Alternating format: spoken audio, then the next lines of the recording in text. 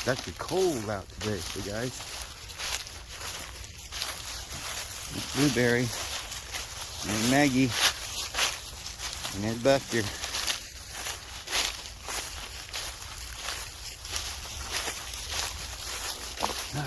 Yeah, it's cold.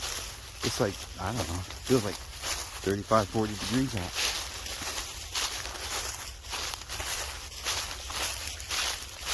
Yeah, I don't know what we're going to do on this walk today. Not much to do, I guess. Just thought I'd film this beautiful little journey on my walk today.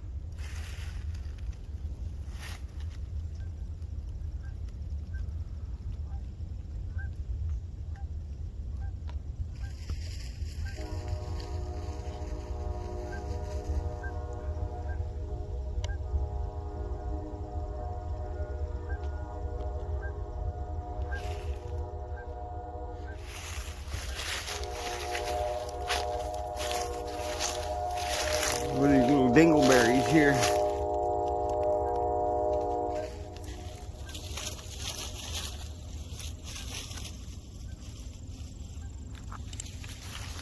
Guess they're just dingleberries.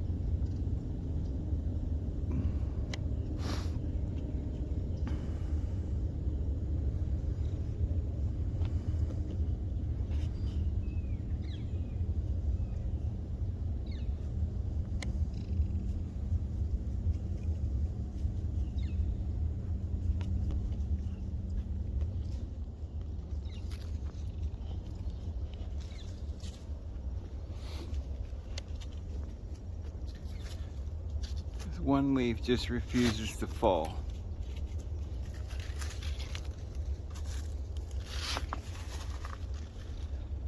Little happy leaf. Little happy leaf.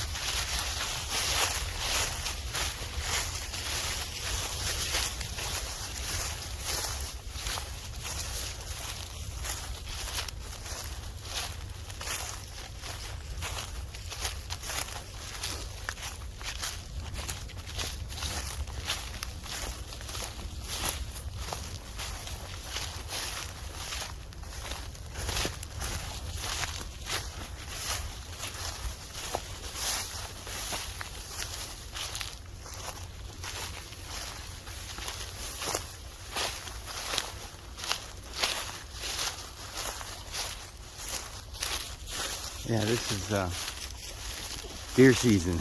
I remember this kind of weather, going hunting with my dad.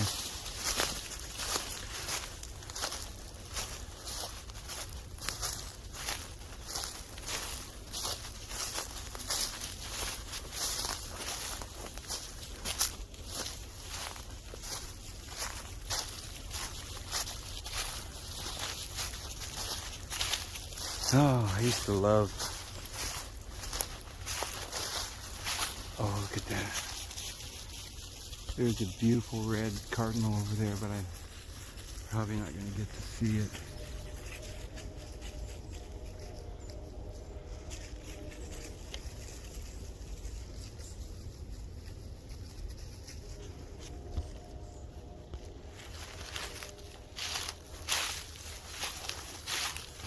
There was a bright red bird. I wish I could have got that on camera.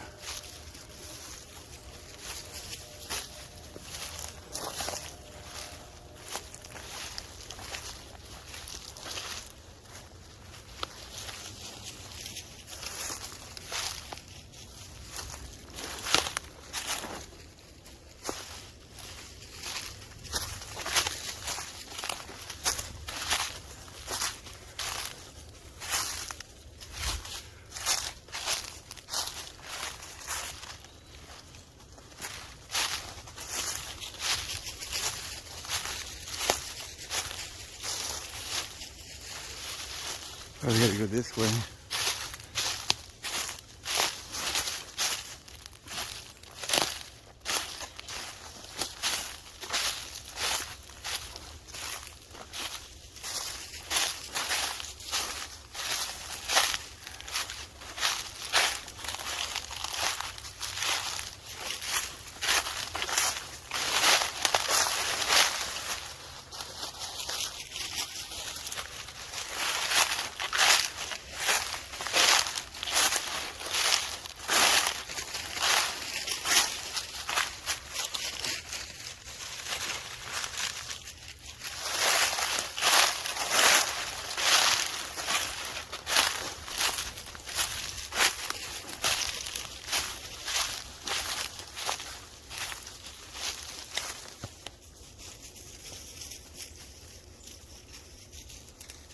Saw that red bird again.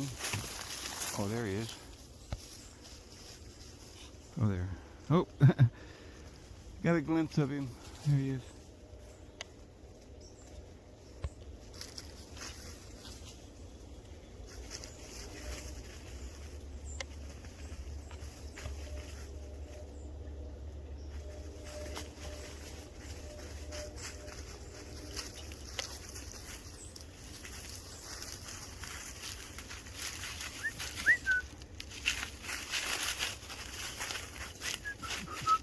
Hello, little birdie. Wow, you're so pretty.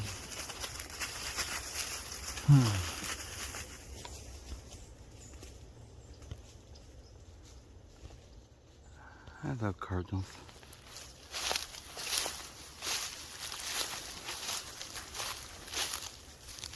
These purple leaves.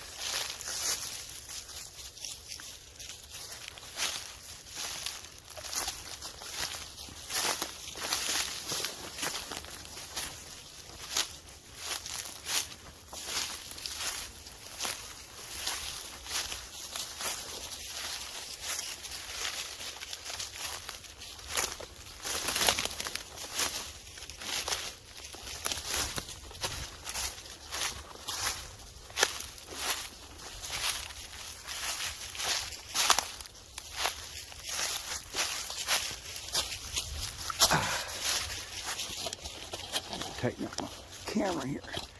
Keeps flipping.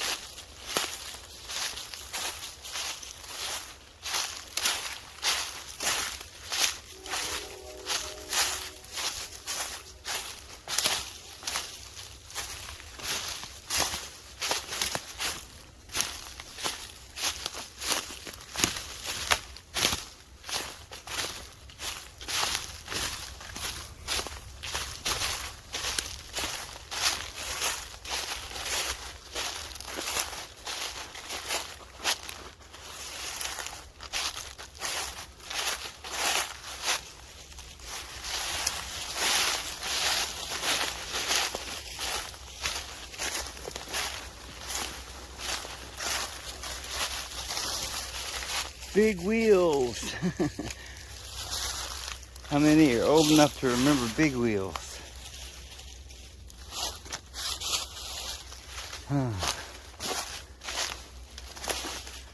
It's like a dump down here. People just throw their stuff over this hill. Back up. Just dump it out here, honey. Right there in the water.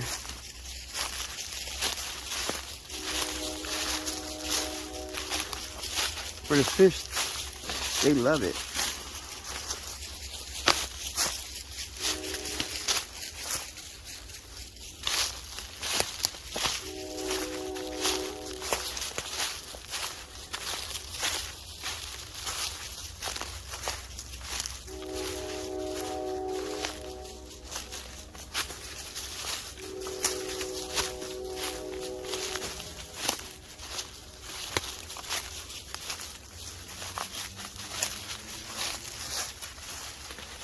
I'm still going to get me one of these sticks and make a serpent staff like Moses threw down.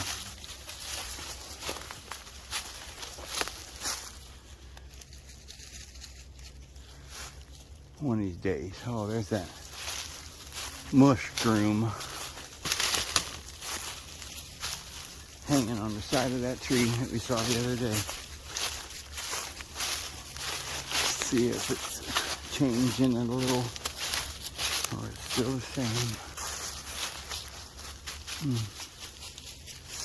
Yeah, it's nice out.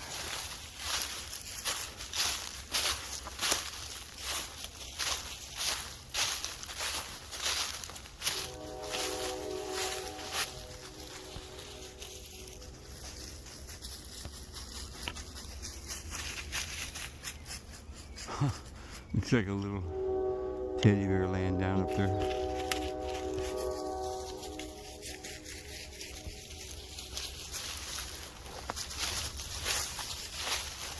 And look at these.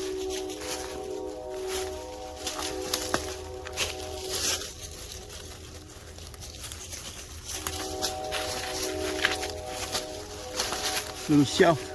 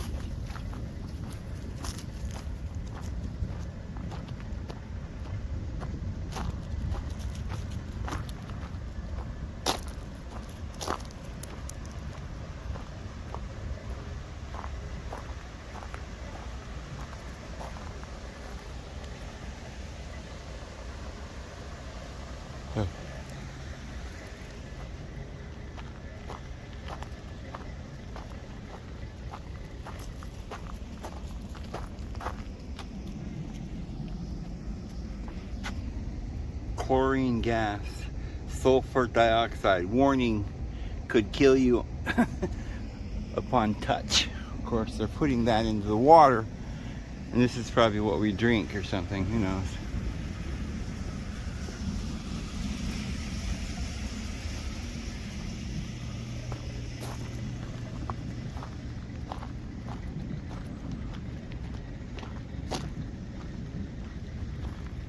Who knows? Only the nose knows.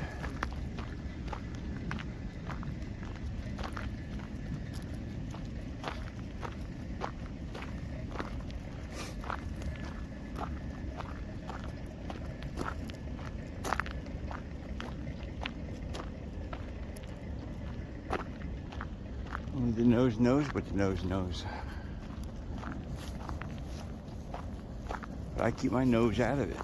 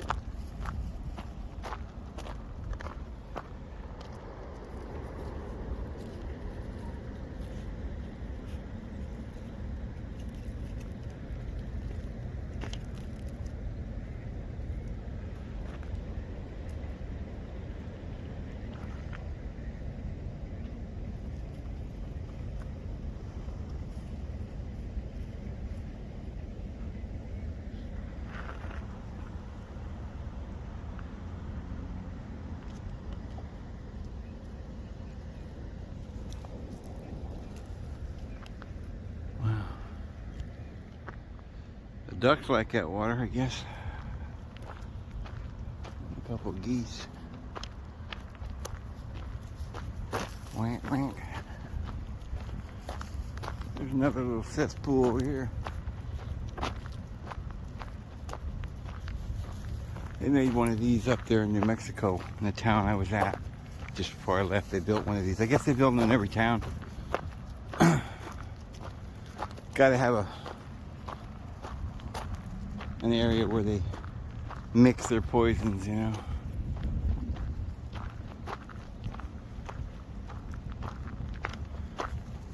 People just go and turn their water on and they don't know what it is.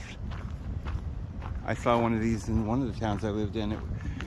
It was the water department and it looked just like this, so I guess this is for water to drink, I don't know. Sewer water being turned into drinking water or something. Gotta recycle the water, you know. Really? Oh, it's so important. There's not enough water in the world. We gotta recycle it and go through all this trouble. Of course, we got ocean water. We could never get the salt out of there. But we can sure put the poisons in the toilet water and feed it to you. You know? But there's not enough water to just get it out of the creek. So we have to use the toilet water and recycle. And that makes a lot of sense. You don't want to waste any of that toilet water. Good fertilizer. We got to go get some petroleum out of the earth, natural gas or something, and mix that up, make some kind of fertilizer with it. But the toilet water will turn into drinking water. Makes sense, doesn't it? It makes a lot of sense. And you gotta stir it up real good. Real good. See, it's good for, it's like, it's fertilizer. It makes things grow. For sure. All that skunk weed's growing just good. It's gotta be good for humans.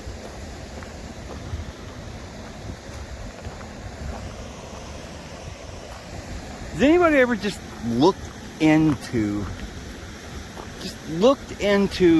what goes into these water facilities and what they're doing and why they're doing it? I'm sure there's some guy on, you know, the Department of Agriculture in an office somewhere knows what's going on here, but you know, but the average Joe,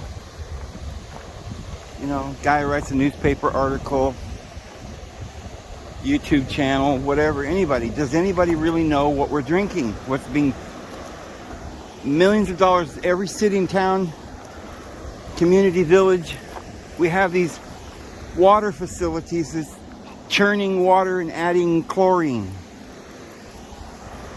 into the water and sulfur, whatever it was, which is a poison. And, you know, of course, they probably don't even tell you about the fluoride and everything else they're putting in there. Maybe they don't drink the water. Maybe they just clean it up and let it go down the stream. I don't know.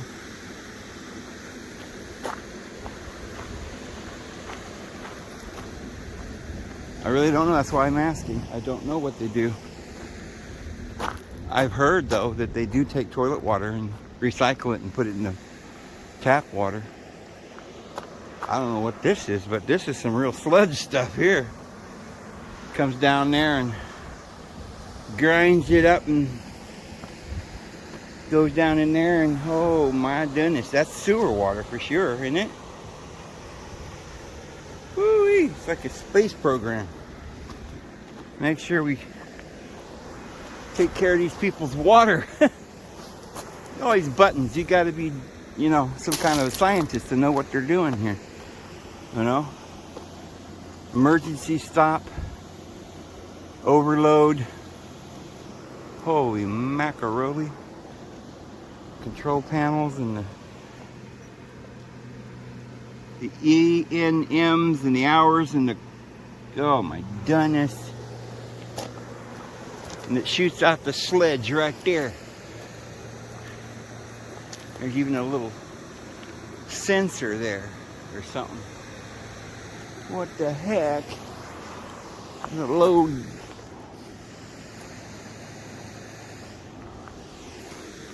Oh man.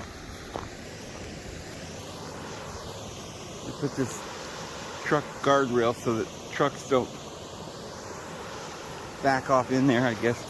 So evidently a truck pulls up here and that swings out and they can fill the back of a truck up with horse shit and take that somewhere. I don't know.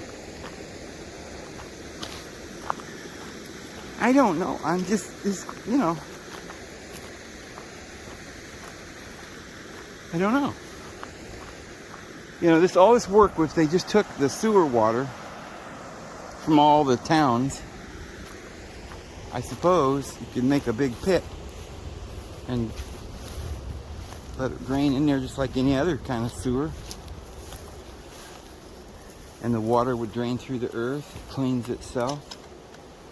There's more toys. I mean, there's a lot of toys for kids around here.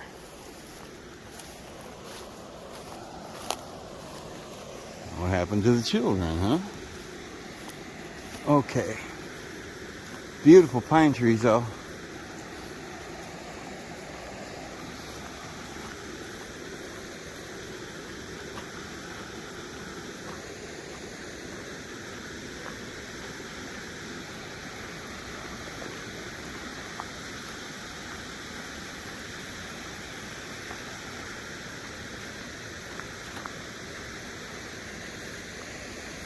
I mean, anybody could come out here and dump poison in there if that's drinking water. It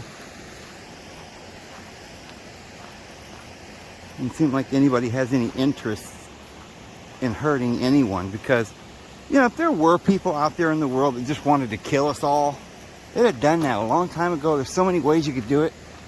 Holy macaroni. But they don't do that. I think all the things we see on the news where people are trying to hurt somebody, it's all made up, I really think. I don't think human beings, I've never met a human being plotting any kind of, except, you know, like maybe if the government or the courthouse comes along and takes your property and your children and, you know, steals your wife or something, that might piss somebody off. And they might do, sit there and, more control. There's a control panel here. More controls. And oh my goodness, pump 1's is going great and pump 2, but pump 3's not working right now. Look at that. Whew. Really gotta know what you're doing here. Whoo-wee. Oh, buddy.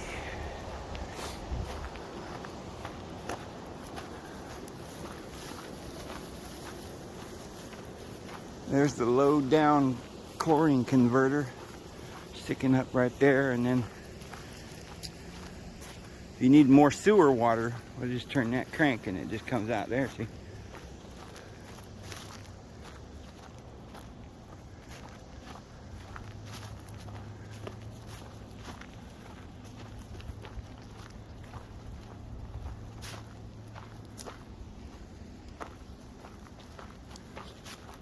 Oh, well.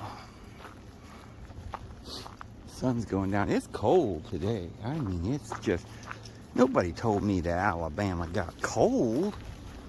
Holy moly. It does get cold here.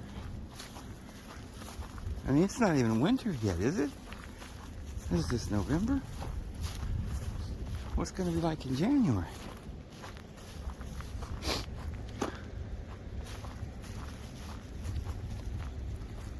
Oh man, Suda City. I could have stepped in that and broke my leg. Ooh boy, dangerous.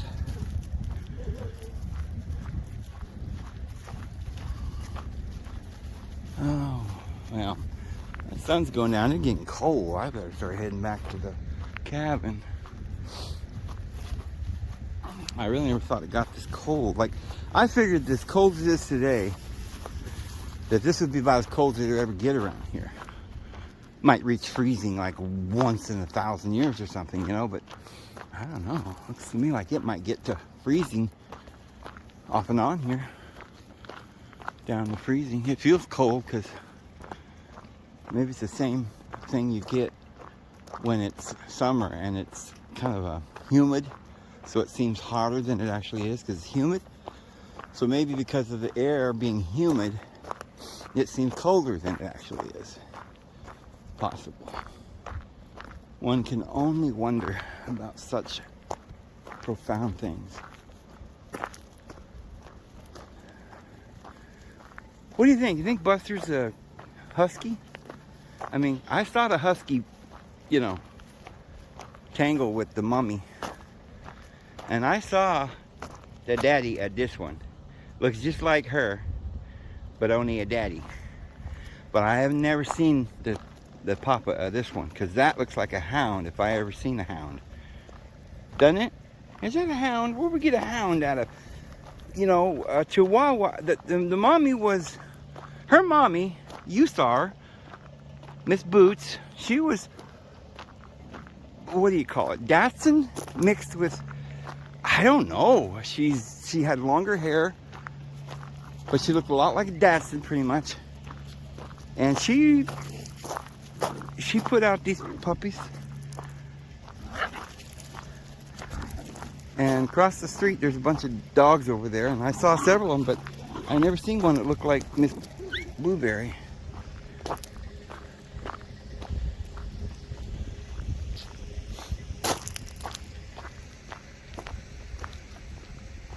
That's what is that, a heater? And I don't know what that is. Mixer? Huh. A blower? Sucker? I don't know.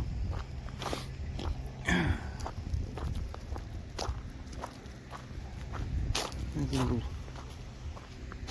boat trailer.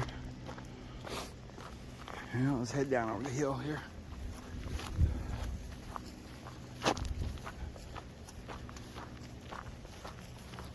Yeah, I don't really want to be walking too much past dark tonight because it's so cold. I'm gonna freeze my hands. I mean, it's not like you're gonna frostbite or anything out here. It's not that cold, but yeah, it's just nippy. My nose is cold. And I got my hands in my pockets, you know, because they're kind of chilly.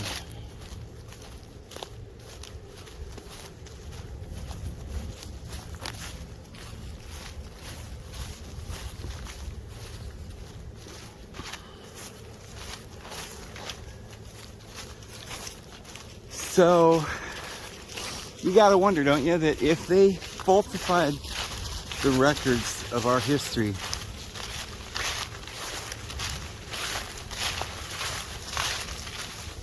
and didn't tell us that there was a capital up there in Chilago, which I'm certain of now, because they don't put those Egyptian obelisks up next to a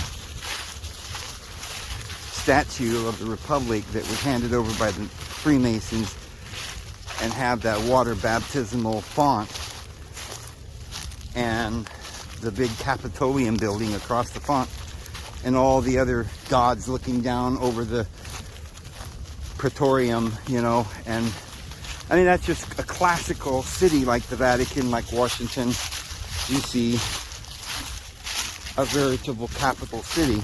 So it was somebody's capital, probably the New Francia. But they didn't tell us much about Arcadia, Canadia, right? The British must have just went in there and massacred them all, you know? Now we hear about the massacre of all the natives. Like, they're proud of that, right? But they don't tell about that story about the Cajuns. I've heard little bits and snippets and little secret, you know, like, oh, did you hear about the Arcadians that were in Canada, you know, from France and stuff? They speak French, oui, oui, and they were all massacred. I didn't hear that part, but I did hear that a lot of them fled to Louisiana. That's why they call them Cajuns down there. And they have that kind of French. And I have an affinity to those people. Always did, even before I knew why. But, you know, like my, you know, that little phrase that I always use, the guarantee. That's kind of Cajun. There was a guy on television for a long time, and I don't even remember his name, but he was a cook, a chef. I was a chef myself when I was younger. And he'd be cooking away and talking. I even talked politics and everything, and he'd tell you something and he'd say, I guarantee it. You know? I don't know if I'd like the Cajun cuisine. I've never really had it. But I know it probably has a lot to do with shrimp and gumbo and stuff, and I'm not really a shrimp person. I never lived near the ocean. We never had fish growing up. I grew up on beans and stew. Carrots, potatoes, onions, and venison, and then beans. And for for periods of time, that's all we ate.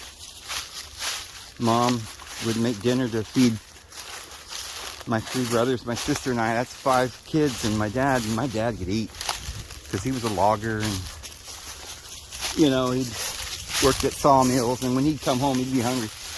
And I remember all of us were growing boys. My brothers could eat like horses, so in order to have enough food, because we just didn't have much money, Mom just bought beans, onions, potatoes, carrots, and she'd make a lot of pies and homemade bread. And oh, how I used to think I was so underprivileged or whatever. Because I thought, oh, why does all the other kids get to eat cereal for breakfast? And, you know, you go to somebody else's house and you look in their cupboard and they're eating all this fancy, you know, filet mignon and chicken parmesan for dinner and Salisbury steaks and all these. They going out to eat. They didn't have McDonald's when I was a kid, but, you know, people go out to eat and all that stuff. We never got to do that hardly. Except for when you go to one of those big conventions. that Jehovah's Witnesses would hold. We'd do that 3 times a year, and even then sometimes we'd have to take, you know, food with us, but usually I guess we would save up.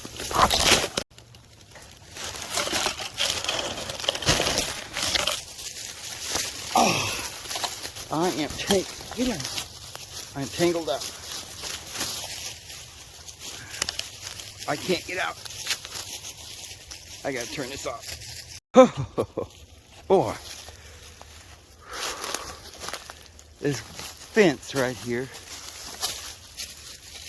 just about 6 inches off the ground, and I didn't see it, and man, I just went right into these sticker bushes. Oh man, I'm really lucky I didn't break the camera or something, or break my face.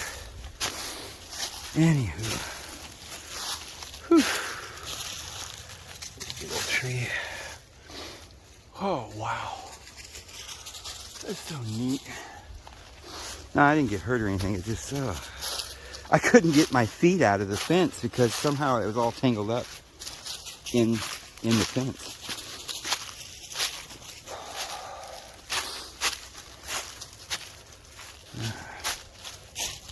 I just did not see that fence coming.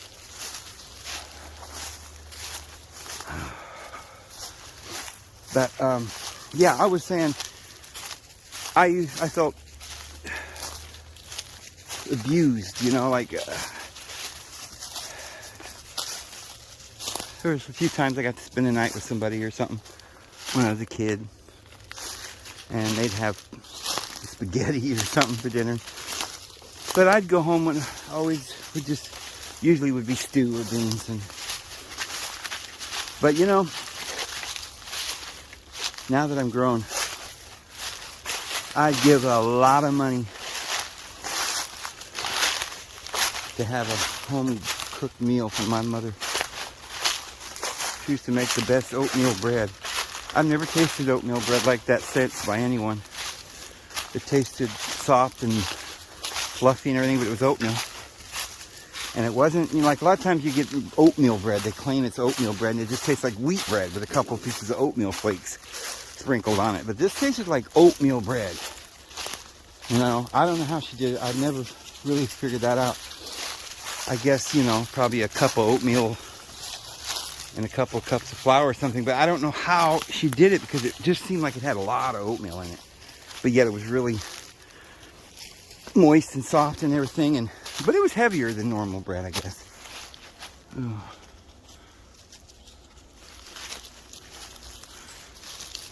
Big bird flew over. Anyway, we'd have like rhubarb pie. Now, I haven't had rhubarb pie since Mom passed away. That's my favorite pie. Oh man, if you have never had rhubarb pie. And some people would make it, rarely, but sometimes you'd see somebody would make rhubarb pie and it would be rhubarb with strawberry mix. And, you know, that's okay. I like it, but I loved just rhubarb. It was really kind of sweet, tart sweet. It was kind of tart, you know, a little more tart than like apple or boysenberry or something, but I like that tart. Well, I like boysenberry as well, but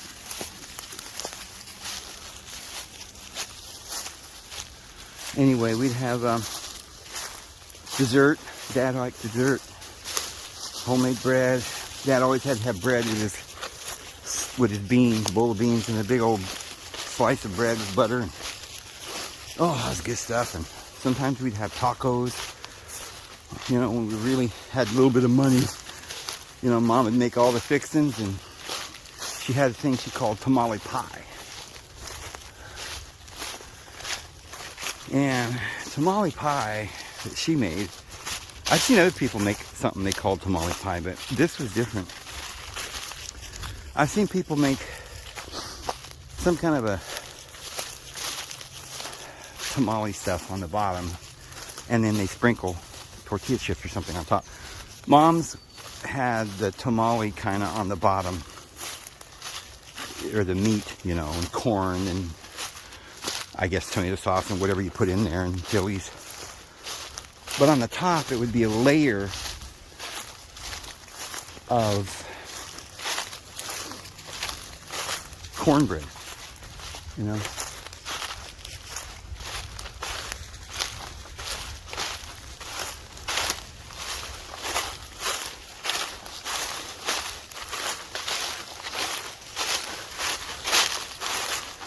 think somebody's coming out here.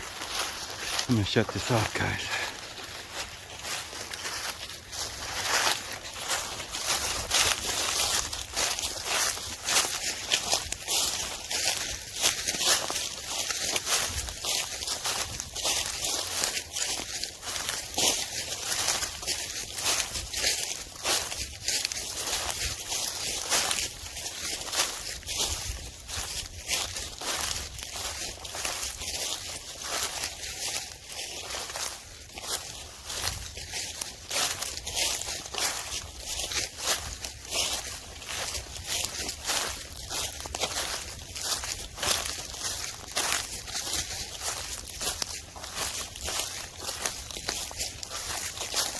Hey. Oh, I'm sorry. I'm just walking the dog back. Oh, I'm sorry. Thank you.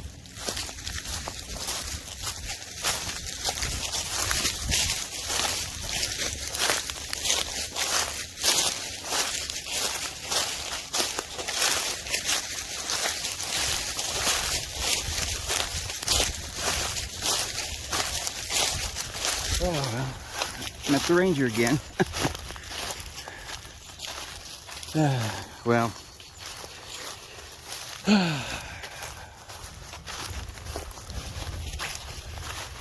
yeah, actually it's not even that much colder, strangely enough. I thought once the sun went down that it would get real cool, but it hasn't really got that much colder. That ranger guy, or I don't even know, he's probably not a ranger. He just takes care of this big park, I guess. He's real nice. He doesn't bother me. He just didn't know who was walking around out here. I guess he doesn't mind if I walk out here. I didn't know or think he would mind. I mean, it's a public park, I guess. I don't know what it is. But anyway, it's just that, you know, now anymore, it seems like no matter where I go or walk, take the puppies or drive somewhere, there's always a ranger or a police officer or something pulling me over trying to, you know, I thought that would stop once I had a better vehicle. Because I used to drive around in an old truck or something, and then I thought, well, they're just stopping me because they think I'm poor. But, man, it don't matter what kind of truck you got. I got a nice Sierra GMC now, you know, and they still pull me over. Search my truck for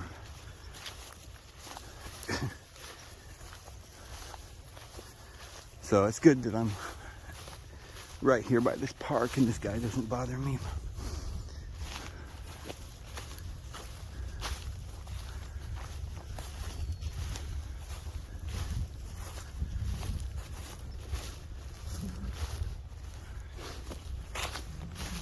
Sometimes there's good people in the world, you know.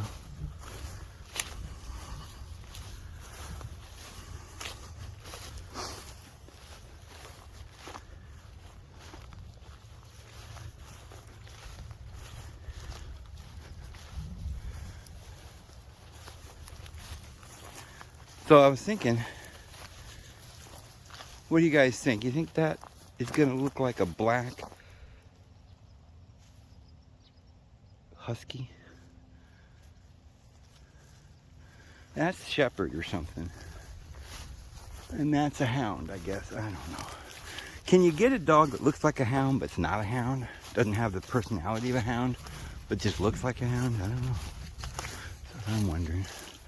My dad always said, don't get a hound. And I think his idea was that they just run all the time.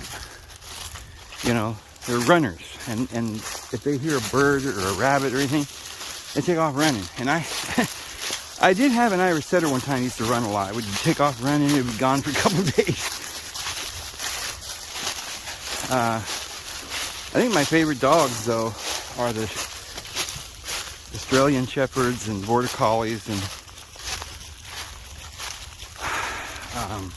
Spaniels. Springer Spaniels. And what's that other one? Brittany Spaniels. I love those because they're beautiful colors. I like the spotted color.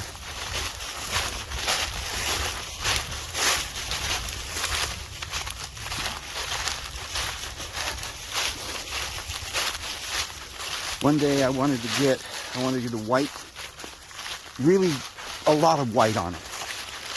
Kind of just really pretty white, like a Springer Spaniel. But little brown and dark brown and reddish sprinkles. But not a lot of it. Not like big spots, just all spotted. That'd be my ideal dog I'd get. But I'm pretty happy with this one here. These three are cute. Boy, you know what? They're only, I don't know, a couple months old, and they're minding. We have already a rapport. We communicate real well. And they get up and they look at the door. And I always let them out because I figure, well, you know, I mean, I don't like, forget it. I'm too tired to get up and open the door for you, you know, because I want them to know that if they ever want to go out, they can go out. And that way, they won't go in the, you know, teaching them to go to the bathroom outside. But I don't want to have any excuses where they could say, well, you know, you wouldn't let me outside, so we've had that going, and they just kind of know how when they want something, they look at it. And sometimes they'll kind of, if I don't notice them, then they'll come over and look at me. And sometimes it's true, it's kind of hard to decide whether they're just wanting to get up in my lap or whether they're asking me to open the door, but most of the time I can tell what they mean. Just kind of look at me with that face. It's weird how they know to look at you. They know that they're asking you for something, but they really haven't never learned how to do any facial expressions, like, you know, wink, wink, or I always wondered about that. They don't have a lot of, you know, oh, I mean, they do have expressions, like sometimes if they're kind of doing something stupid, they'll just kind of have a weird look on their face. Like, yeah, I know that was stupid. Oh, man. Well, that was a nice walk, I tell you. It was a nice brisk walk. By the time I walked halfway there, I got kind of warmer, and I'm not really cold now. That's why I guess I was saying it seems warmer now.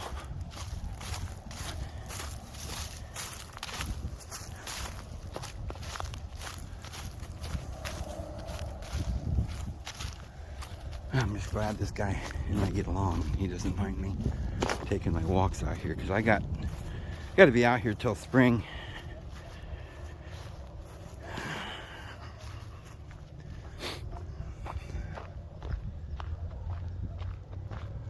Well, I'm going to go ahead and close this because I don't know how long I've been doing this, because I've had to shut it off when I fell over the fence, and so I don't know how much time is on here. So I'm going to shut it off, get this loaded, and we'll see you guys tomorrow.